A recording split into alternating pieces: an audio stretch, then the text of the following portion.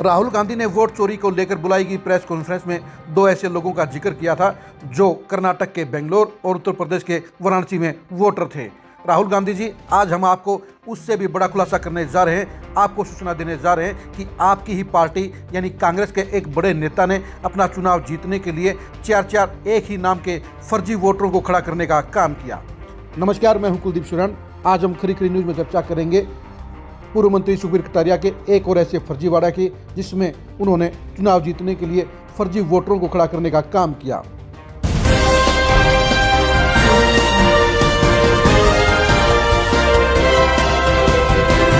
क्या आप ये मान सकते हैं कि 4 लोग ऐसे हों जो अलग अलग शहरों में पैदा हुए हों लेकिन उनकी जन्म तारीख एक हो और नाम भी एक ही हो? जी हाँ, ऐसा मुमकिन कर दिखाया है सुखबीर कटारिया ने। सुखबीर कटारिया ने पिंकी नाम के फर्जी वोटरों की फौज खड़ी करने का काम किया। 2009 के चुनाव में सुखबीर कटारिया के इलाके में वैसे तो 27 पिंकियों ने वोट डालने का काम किया, लेकिन सुखबीर कटारिया ने 4 फर्जी पिंकियों को वोटर बनाने का काम किया, वोट डलवाने का काम किया। इनमें से एक पिंकी का जन्म हिसार में हुआ, हंसी शहर में, दूसरी पिंकी का जन्म रोहतक के बसाना गाँव में हुआ, तीसरी पिंकी का जन्म सोहना में हुआ और चौथी पिंकी का जन्म गुड़गांव में हुआ। सबसे बड़ी बात यह है कि चारों पिंकियों का जन्म एक ही तारीख को 1981 को हुआ और चारों ही पिंकियों ने एक ही साल में एक ही बैच में 10वीं की परीक्षा पास करने का काम किया। सबसे बड़ी बात यह भी है कि चारों का एड्रेस भी एक ही था, यानी सुखबीर कटारिया ने 4 पिंकी फर्जी तौर पर खड़ी करने का काम किया। चारों पिंकियों के सुखबीर कटारिया ने पहले फर्जी राशन कार्ड बनवाए, उसके बाद सुखबीर कटारिया ने बीएलओ की भूमिका खुद निभाते हुए अपनी ही कलम से चारों के फार्म भरकर वोट के लिए अप्लाई किया। उसके बाद सुखबीर कटारिया ने चारों का वेरिफिकेशन खुद किया और सबसे बात है कि सुखबीर कटारिया ने खुद ही तहसीलदार बनकर चारों के वोट फाइनल करने का काम भी किया। यानी सुखबीर कटारिया हिंदुस्तान के एक ऐसे एकमात्र पॉलिटिशियन हैं जिन्होंने चुनाव जीतने के लिए बीएलओ से लेकर चुनावी तहसीलदार तक की भूमिका खुद निभाने का काम किया। जी हाँ, जो 35,000 जो फर्जी वोट सुखबीर कटारिया ने बनाए थे, उनमें से 5,000 वोटों के ऊपर, फर्जी वोटों के ऊपर सुखबीर कटारिया की राइटिंग नजर आती है। और इस मामले को एक्सपोज करने वाले ओपी कटारिया ने ये दावा किया है, ये चैलेंज किया है कि वो सुखबीर कटारिया की राइटिंग को लेकर चैलेंज करते हैं। अगर उनकी बात सही हुई तो सुखबीर कटारिया को सारी की सारी धंधेबाजी के लिए जिम्मेदारी लेते हुए सरेंडर करना पड़ेगा, और अगर उनकी बात झूठी हुई तो फिर वो फांसी पर चढ़ जाने के लिए तैयार हैं। आप खुद ही सुनिए ओपी कटारिया ने इस मामले में क्या कहा है। पूरे भारत में शोर, वोट चोर, वोट चोर, वोट चोर। सुनो गुरुग्राम के कांग्रेसियों, मैं बाय नेम आपको बता रहा हूं, श्री वर्धन यादव जी, श्री पंकज डावर, जो कांग्रेस के बहुत जोर शोर से प्रचार में जुटते हैं, पूरा प्रचार करके विरोध भी करते हैं, कहाँ गए?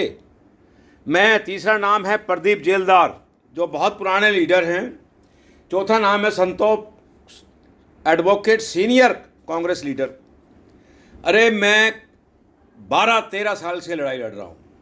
आज एक एपिसोड जारी हुआ है, कर रहा हूँ मैं, कि गुरुग्राम में 27 पिंकी थी, लेकिन 4 पिंकियों के फॉर्म नंबर 6 आरटीआई सूचना के आधार पर मिले और चारों फॉर्म पर बीएलओ की रिकमेंडेशन भी नहीं। मैं दिखा देता हूं। और चारों फॉर्म फर्जी मंत्री, एक्स मंत्री जो हरियाणा का है, जो निशीत आपका प्रदेश अध्यक्ष बना है युवा का, उनके पिताश्री के द्वारा हैंड राइटिंग में भरे गए हैं। और यहां तक नहीं, जो ऑफिसर्स की कार्रवाई हैं, जो उनको एईआरओ जो फॉर्म वोट बनाने के लिए एक्सेप्ट करता है या नहीं, उस पर भी किसी के हस्ताक्षर व साइन नहीं। क्या ये एक्स मंत्री तहसीलदार डिप्यूट हुआ था? तहसीलदार इलेक्शन डिप्यूट हुआ था? नहीं। आगे सुनिए, जिन चारों पिंकियों के फॉर्म नंबर 6 वोट बनवाने के लिए, वोट चोरी के लिए भरे गए, इनकी एक ही डेट ऑफ बर्थ, एक ही स्कूल में पढ़ी है ना गजब साहब, एक ही स्कूल में एक ही डेट ऑफ बर्थ, चारों सर्टिफिकेट ये देखिए, ये किसी पिंकी रोहिला के लगा दिए गए। मैं फॉर्म नंबर 6 पर बता रहा हूं कि सारे जितने भी डेट ऑफ बर्थ हैं इन पिंकियों की, सब एक ही हैं। अरे वोट चोर तो आपके घर में बैठे हुए हैं और एक कांग्रेस से चुप बैठे हुए हैं। कांग्रेस का भट्ठा बैठाने के लिए गुरुग्राम के अंदर अगर सबसे कोई व्यक्ति जिम्मेवार है तो वो है हमारे हरियाणा के जो मंत्री थे, वह उसका सपुत्र जो युवा का अध्यक्ष बना दिया। बड़े शर्म की बात है।